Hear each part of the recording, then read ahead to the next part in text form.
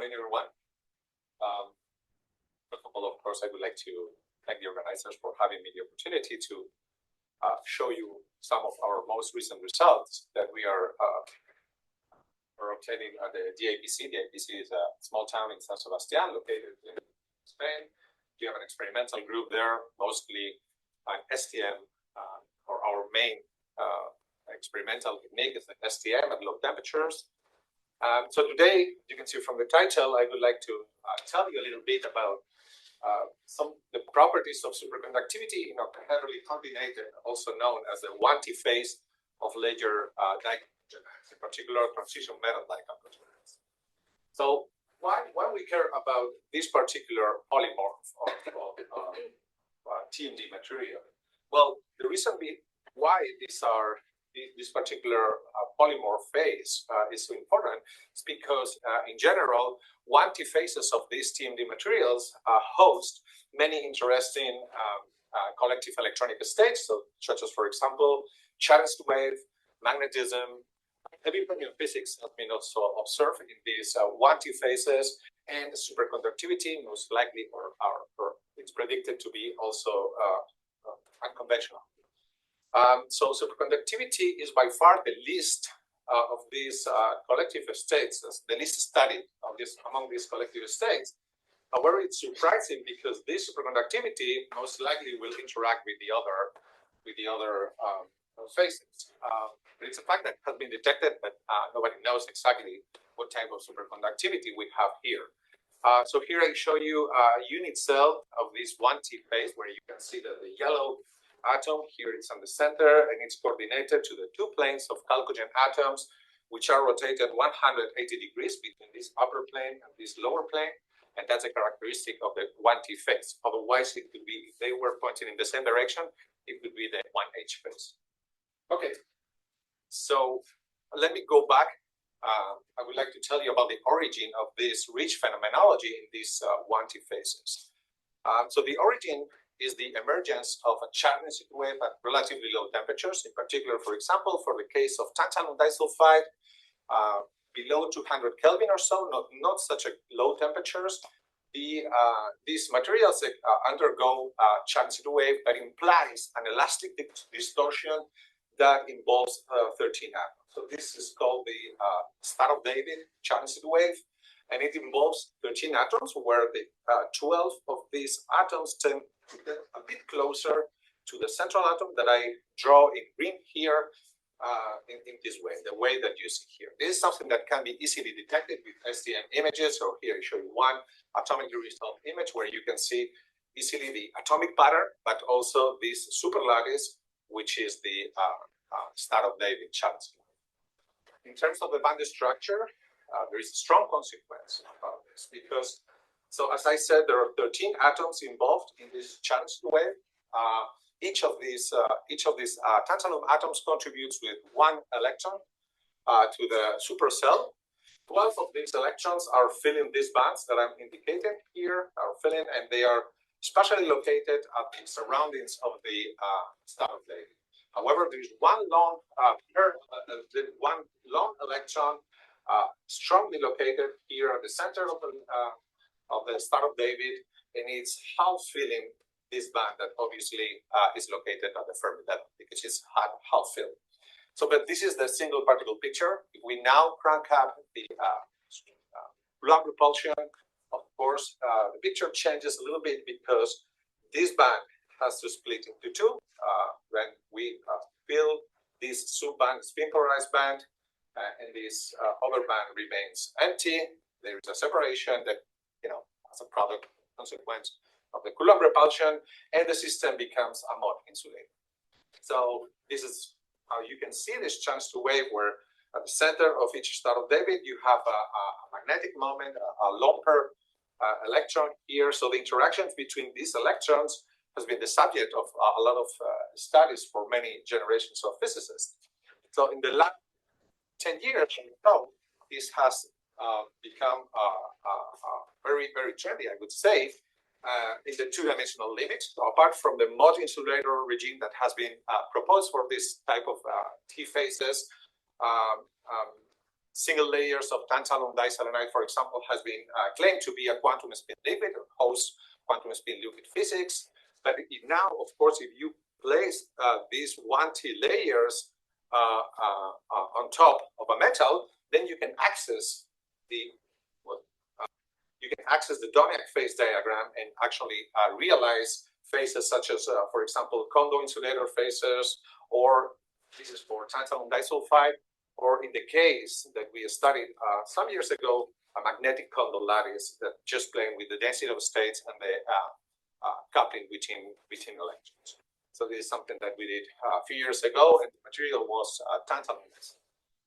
Okay, so in light of this rich phenomenology, we basically wonder ourselves if superconductivity could be induced in these 1T phases, and if so, what kind of superconductivity we would be dealing with. So there are many different ways to induce superconductivity. For example, applying a strong doping levels or applying pressure to this material. But today I will focus on a very easy way, which is the salinization of the pure compounds. For example, you imagine that you have tantalum disulfide, then you replace sulfur atoms by selenium atoms. So here I show you the phase diagram that results if you do so in the 1T polytype. Okay, so this is the unit cell in the vertical direction of the 1T polytype. You can see in the left side, you have the pure compound tantalum disulfide. Here you have the pure compound tantalum diselenide. And in between, you can see there is a rich phase diagram that goes, for example, from the coherent challenge to wave and then jumps to the near commensurate challenge to wave. But there is a dome. There is a superconducting dome that had been detected by transport experiments. So the same happens in a different polytype, in this case, the 4HP polytype. So this particular polytype implies requires 4 unit cells, 4 layers to complete the unit cell in the vertical direction, alternating layers of HD layers, okay? And the phase diagram is sort of similar. In this case, superconductivity is more extended, but the critical temperature is pretty much the same. 100K. No. It's there's a factor of 30. Okay, that's kind of yeah. So these are the 2 experiments that I would like to show you today. We have worked at concentrations like half and half to optimize in general superconductivity.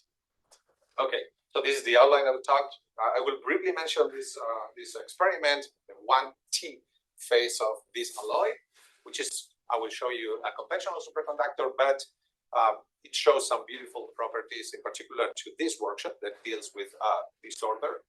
But the most intriguing material, or the most intriguing experiment that we have done in this series, in this project, concerns the superconductivity in the 4HB phase, which is one superconducting material that effectively acts as if there were two conventional superconductors. Okay, so let's get started with 1T phase of this alloy. Oh, by the way, this is something that I have to clarify every time I talk about this. So this is sulfur and selenium are in these planes are disordered. So we don't have any control on we have a control on the ratio between sulfur and selenium atoms, but they are randomly distributed in the chalcogen planes. Okay. Cool. So one phase of tantalum. Let me get started with the pure compound.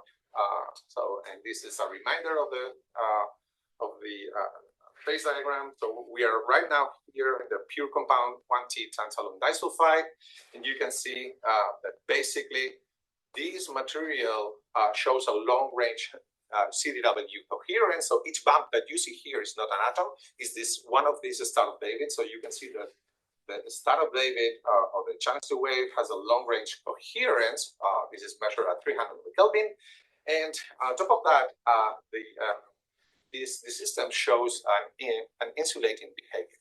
So whether it shows a gap of around 200 millielectrons. So whether this is a Mott-Hubbard band a gap or a regular band gap insulator is not clear, and actually it's an open debate nowadays. But what matters is the fact that this challenge wave triggers the system into the insulating state. Okay, so what happens if we now add selenium to the system? So what happens is the following. So we have a similar large-scale STM image, and then you can see that the long-range CDW order does not longer exist. So right now we have some patches where the coherence remains, but there is plenty of domain walls, rotational domain walls, or translational domain walls that break these long-range coherence. This is what happens when you add more and more selenium to the system. And another consequence is that the system becomes metallic. Metallic both at the domain walls and both at the inside of the challenge wave patches. Okay, it's been proposed for these systems that the reason why the system becomes metallic and the reason why it becomes superconducting is the existence of this two-dimensional network of domain walls. Okay, let's see if that is the case. So we know for sure that it's metallic here, it's metallic at the domain walls, but it's not clear whether that triggers superconductivity. Okay, so in order to prove this hypothesis, basically we looked at regions like this. This is the topography where I marked here the boundaries of the commensurate CDW patches. So here are the regions of the boundaries, okay? And I'm gonna take a conductance map at zero bias. At zero bias at the Fermi level here, okay? And you can see that basically we cannot say that inside the domain walls, basically the system remains metallic as well, but most of the conductance at the Fermi level where the superconductivity takes place occurs or is concentrated inside of these CDW patches. So most of the conductance of this energy does not come from the domain walls, actually comes from the inside of the walls. So we don't believe this is the reason why superconductivity is triggered. It's actually triggered here. So there are two ways to prove superconductivity in time experiments. One of them, of course, is to measure the quasi-particle tunneling. Basically, you inject quasi-particles or you suck quasi-particles, and basically you probe the density of the state, fill the states or empty states, and you can look, for example, at the size of the superconducting gap, shape of the superconducting gap. We have seen this in many talks during this workshop. There is a second way to probe superconductivity, which is the tunneling and relief reflection. So if you take the tip and you get closer and closer and closer, eventually you can inject electrons that turn into Cooper pairs, reflecting one hole, and basically you fill the gap with some unrelief states inside the gap. So there are subgap states, and these provide information about the nature of the superconductivity because it's highly dependent on the symmetry of the order parameter. Cool.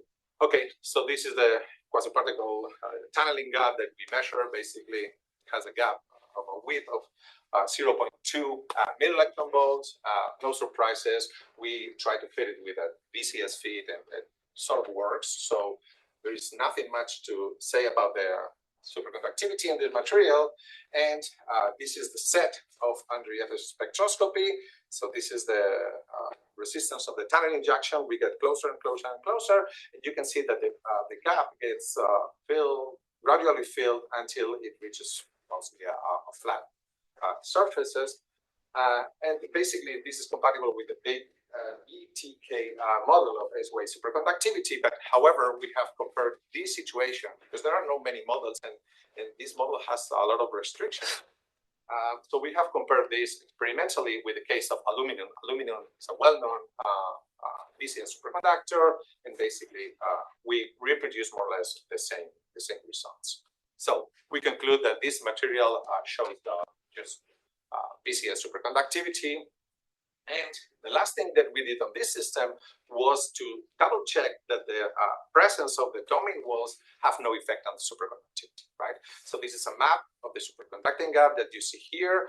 So red means larger superconducting gap, blue means shorter superconducting gap, and you can see that there are some spatial fluctuations, but they are obviously uncorrelated with the position of the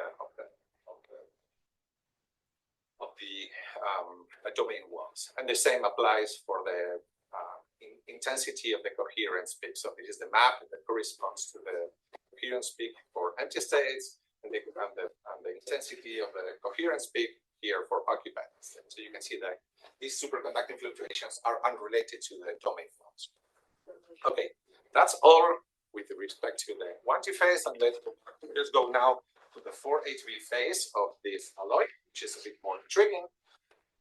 So this is something that has been addressed in this workshop, but let me say one more time that multiband superconductivity is a concept that we will need, because multiband superconductivity is a superconductivity in which two or more electronic bands contribute to the superconductivity. These bands can interact with each other, and both or each of them contributes to the superconducting state. So there are two famous examples of multiband superconductors. The first one is magnesium diboride, in which superconductivity is located at the boron plane here. So the magnesium or the spectator in this material. The boron plane is triggering superconductivity in this material, and there are two bands. There are two bands or two pockets that are contributing to the superconductivity. The first one is this purely two-dimensional pockets here, the gamma point that lead to this gap, 6-7 milli-electron volts. This gap, this pocket is also contributing to superconductivity with a smaller gap here. You can see this as similar to the gamma and pi orbitals that have in graphene. So this is a similar case. So there are two bands contributing to superconductivity. Something similar happens in iron-based superconductors, which were discovered not a long time ago. Again, there are two differentiated parts in the brilliant zone that contribute to the superconductivity.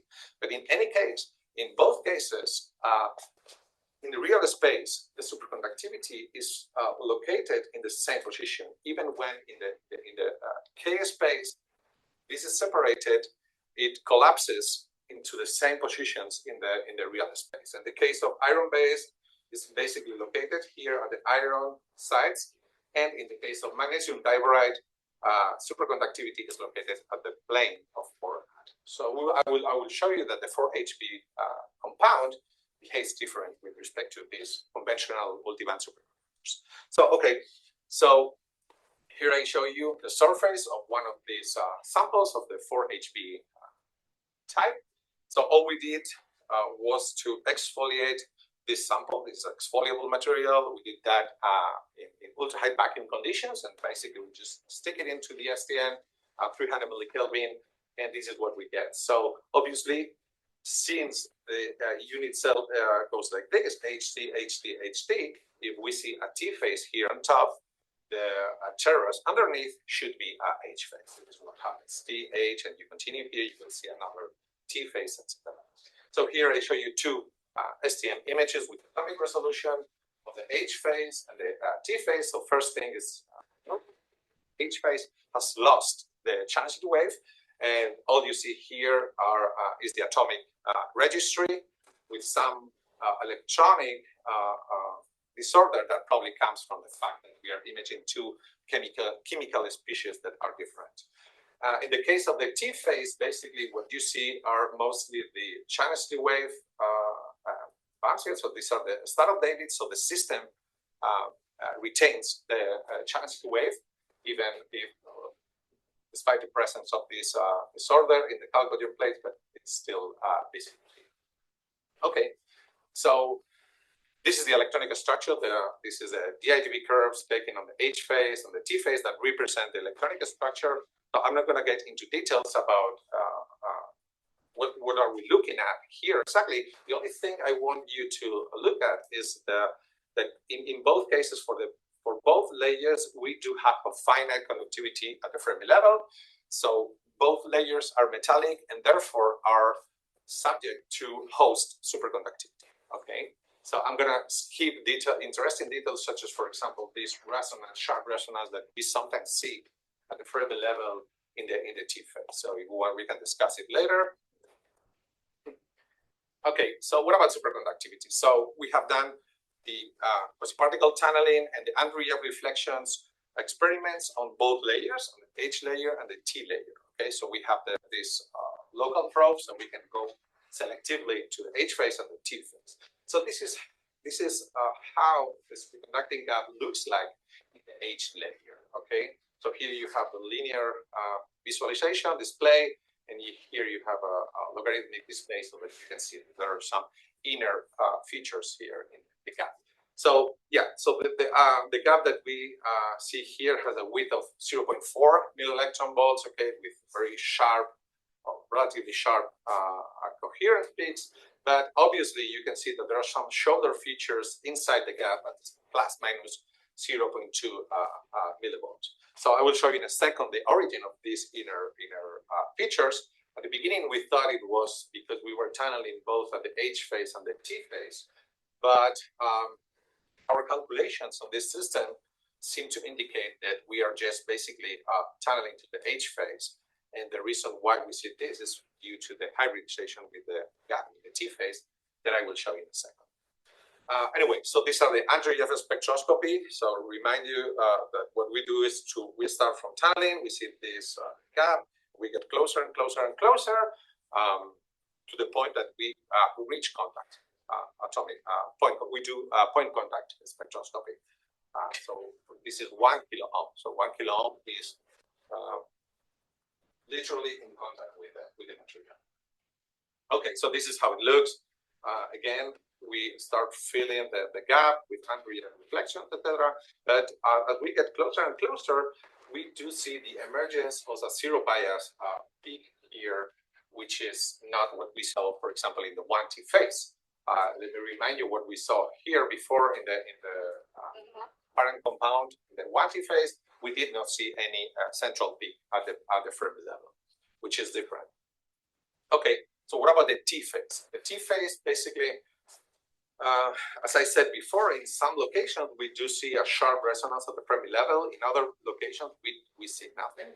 But regardless of the particular Fermi level, there is a common feature that we always see at 300 millikelvin. 300 millikelvin, no matter what you look at, you always see a V-shaped dip at the Fermi level. It's always centered on the Fermi level. You can see here this example where there is a presence of this sharp resonance, a different location, same width, same shape, around 0.2 millielectron volt. It's something really robust and homogeneous. So is this superconductivity as well? Well, in order to prove this, we did Andreev reflections, because Andreev reflections helps to, of course, provide information about the type of the order parameter, the symmetry of the order parameter, but also is a smoking gun evidence that you are dealing with superconductivity in not any other type of dip in the density of states. So again, this is the tunneling, and then we get closer and closer and closer, and you can see that in this case, very quickly we do observe the emergence of two symmetric peaks with the Fermi level, and only when we are very, very close, the third peak emerges exactly at the Fermi level. So this is totally different from the cases I presented before.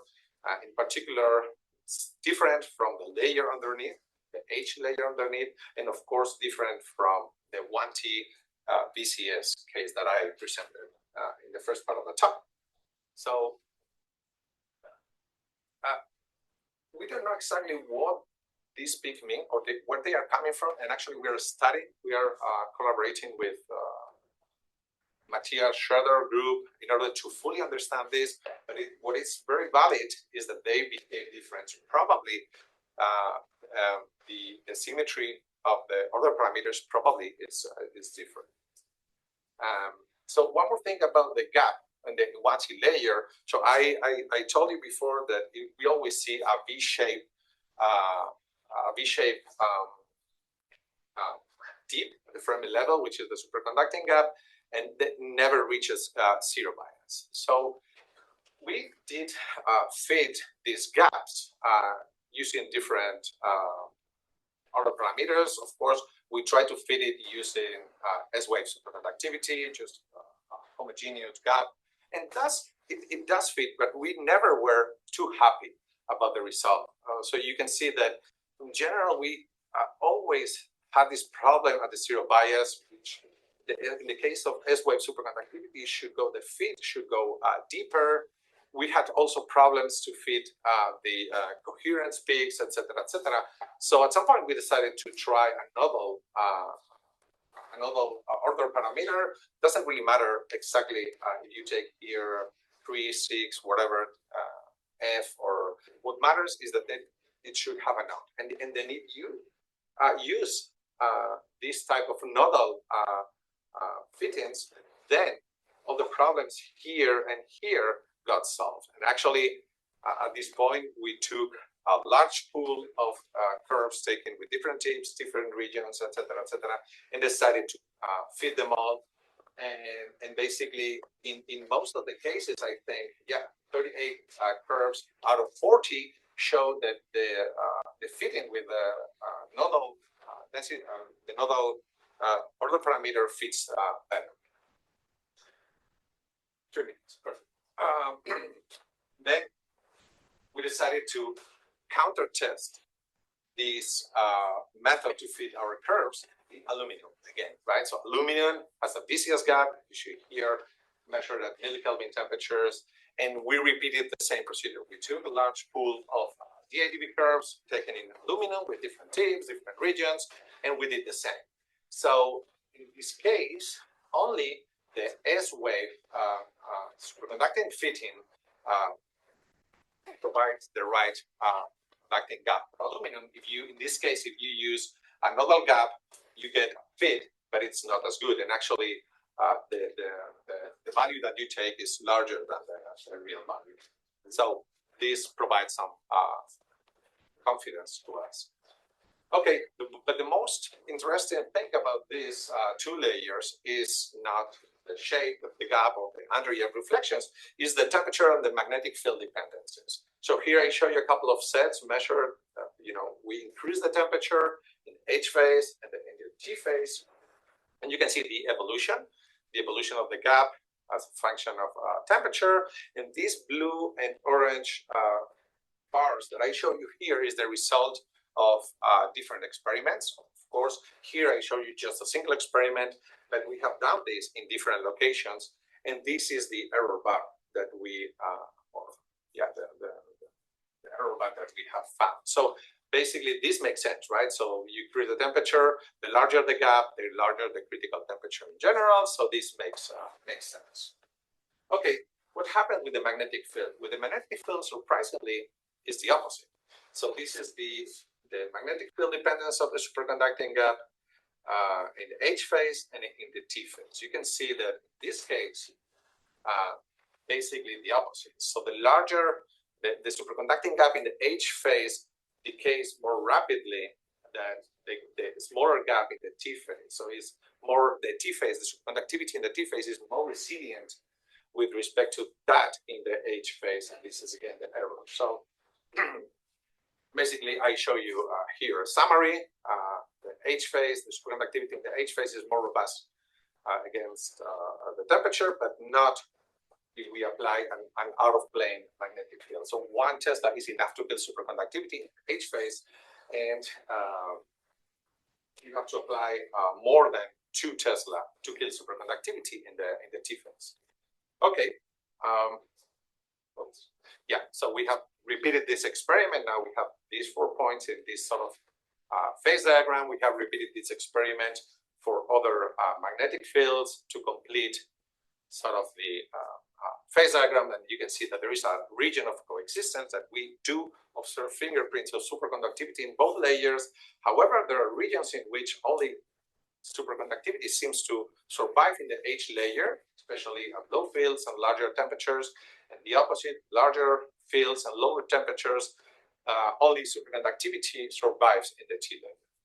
So you can imagine that this is totally different from what I explained to you before regarding multiband superconductors or conventional multiband superconductors, in which the 2 or more components of the superconductivity are especially localized at the same location. Here it's not the case. One superconductivity basically lives here, and the other one lives here, and sort of behave differently.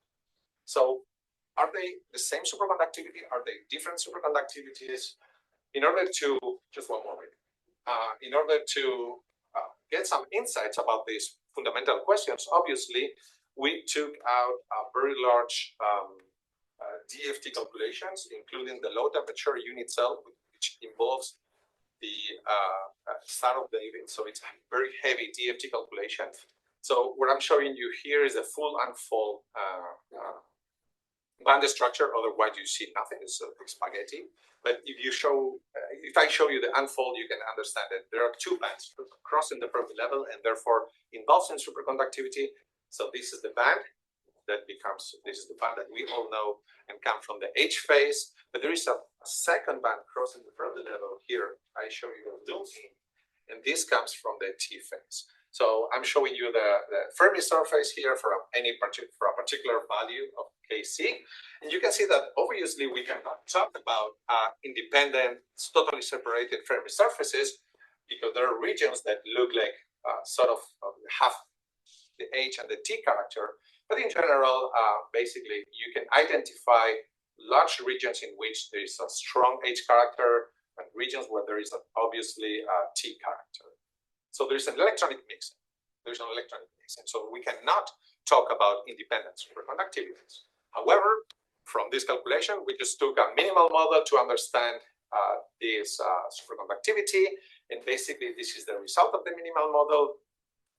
You can see that the character of the Fermi surface is mixed, but there are regions in which it's quite different, in particular for low values of the Kc dispersion.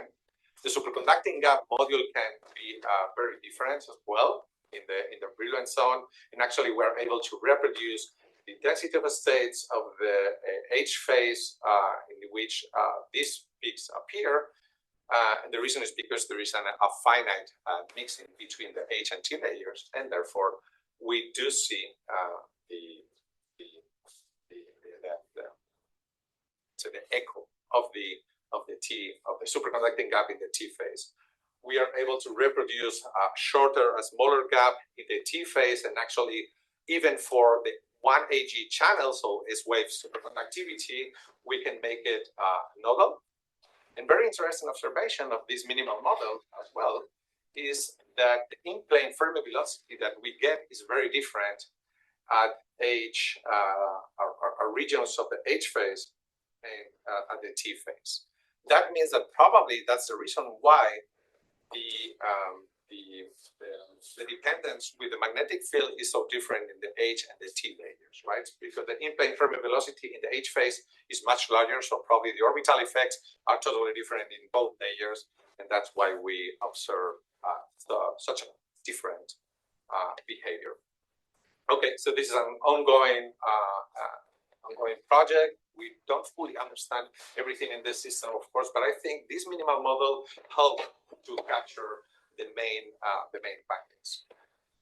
So these are the conclusions. The 1T polytype that basically shows a conventional weakly S-wave superconductivity. However, in the 4HB polytype, basically, even if the system is one material, one superconductor, it effectively behaves as if there were two superconductivities. Okay, and that's it. Let me just thank the people who have contributed to this work. Obviously, Sandra Sajan and Howard G. Group from the group in San Sebastian, who did or took and analyzed most of the experimental data that you have seen today. The experimental efforts have been done by Fernando de Juan, Irian, Alejandro Blanco, and led by Maria Castillasoro with the help of Rafael Fernandez. We are also doing some transport experiments that are being carried out by Andrew Mackenzie at the Max Planck Institute. DFT calculations have been done by Maya Garcia-Berniori, and Rabi has provided us with this beautiful summit. And that's it, I think. Thank you so much.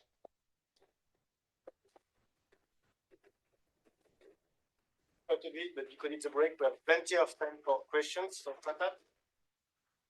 I have one comment about your about the Andreev data. So it has been known for many years, and we have shown it, other groups have shown it, that if you don't have a ballistic limit in your contact, you can get anomalous feature, you can get zero bias conductance peaks, which are entirely from diffusive transport or thermal transport, and nothing to do with spectroscopy. How do you ensure that your peaks, your Andreev spectra, are in the ballistic limit? No, I have no idea. And actually, the tunneling experiments have to be treated carefully because, as you said, you have a very large barrier, and it's a bit deep. It's conceptually different from the normal tunneling Andreev experiments. Let me show you. Yeah. So actually, in the BKT model, actually the conductance when you are close when you are in contact, there's supposed to be 2 units of conductance, right? We don't see that. We rather see something that is flat, and we believe that it's because exactly what you are mentioning. Yeah. And the other point was that in the first day of this workshop, where they have theoretically shown that in these kind of 2D materials, it's extremely difficult, practically impossible to realize a clean and a ballistic contact. That would give you such a high enhancement. Means the ones which are intermediate seem to be okay. This doesn't go above 2. Doesn't go above 2. Yeah, but such a big enhancement normally requires to have a contact without barrier, which is very difficult because of the Fermi velocity mismatch between your 2D material and the tip, which produces an effective Z. Z means the barrier. Yeah. So there is one more ingredient I didn't mention in this Andreev experiment, which is the fact that we have the 2 layers, and actually we cannot get rid of the one below, right? So at some extent, we don't know if the spectra or the shape of the Andreev reflection that we see is coming also from the fact that we have 2 superconducting layers below. We have a Josephson junction somehow. How to decouple that? It's a mystery for us to date. So I also would like to comment on this Andreev spectrum. So if you would do a kind of an extended BTK model on this, sort of basically how you would extend it would be to include sublattice in this case, and then there would be parameters related to how you couple that sublattice and then how delta behaves in this sublattice. So there would be kind of extra things, and it's completely unclear whether you would actually get the situation where delta must be kind of multi-component. It could be that you could also explain how to interpret this data is something really, really complex. Yeah. Then actually beyond BTK, it is known since the 1990s that there is this so-called reflection tunneling effect where coherence nearby the tunnel barrier sort of improves the Andreev refraction at low energy and leads to a zero bias peak. And this is not captured by the BTK. No, of course. Yeah. No, the BTK BTT is nothing that helps to interpret these results, and that's the reason why we are in conversation with Matthias Scherger. But I think it's still worth doing it first because to demonstrate that this gap, these tiny gaps, this gap is super tiny. It's 0.2 electron volts and could come from many other reasons. And our aim to make this experiments was first to prove that we are dealing with superconductivity, not just any other type of gap. And second, to compare them. Okay, so we cannot tell exactly why we have these 2 peaks, but we do have one reference, which is aluminum. That helps, and in particular, if we compare these 2, so these are taken these data are taken in the same sample in different terraces, and they show totally different behavior. We still need to understand why they show something different, but it's obviously different, probably pointing to the symmetry. Yeah, thanks for a very nice talk. I'm curious by the step edges because, for example, the nodal character of serum cobalaminum 5 was shown by measuring the zero bias conductance near a step edge. But here you have more than that. You basically have two superconductors merging, if you wish. So can you say something about this? Yes, I do. We basically reproduce those results. I guess you are talking about the 4H of tantalum disulfide, right? Where they see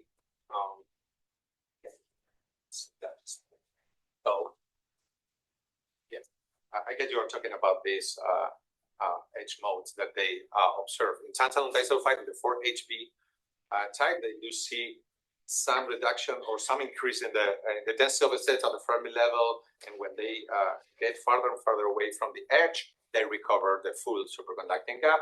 We do see something similar, actually. This is the one-dimensional map. So this is the superconductivity taken in the T phase, H phase, and across the edge. And basically, you can see that the coherence peak developed quite quickly. But however, we have been able to identify some in-gap conductivity here that decreases over the distance with respect to the it is around the same number. So the decay, we fit this is quite promising, but if we fit it, we get a very similar number. We have done this experiment at 4 Kelvin about the critical temperature, and then we see that. Let's maybe